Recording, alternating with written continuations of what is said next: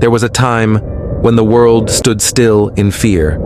A time when walls divided cities and promises were all some nations had to hold on to. The Cold War had ended. The Soviet Union was collapsing, and in the rubble of its empire, hope was born. In 1990, U.S. Secretary of State James Baker made a bold statement to Soviet leader Mikhail Gorbachev. Not 1 inch eastward. It was a verbal promise that NATO would not expand into Eastern Europe. But there was a problem. The promise was never written down, and in geopolitics, words fade fast. By the end of the decade, NATO began to grow.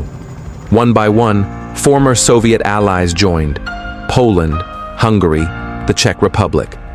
Nations that had once lived under Moscow's shadow were now turning west. To the west, this was about freedom. To the east, especially to Russia, it felt like betrayal. In 2007, Vladimir Putin stood before the world and warned, "The expansion of NATO represents a serious provocation." Few listened. Then came Georgia, then Crimea, and finally, Ukraine in 2022.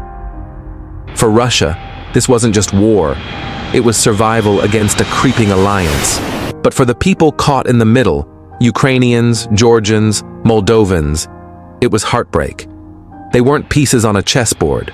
They were families, dreams, lives.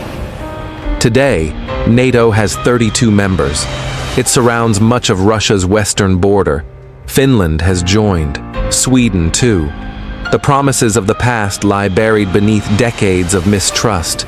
The world stands again at the edge of something dangerous, not because people want war, but because history was ignored, because power forgets the weight of its words. The secret history of NATO's expansion is not just about borders. It's about broken promises, fear, survival, and a world still haunted by the ghosts of the Cold War. The question now is, what will we break next? If you believe the world must remember the past to build a better future, like, share, and subscribe for more stories history tried to forget.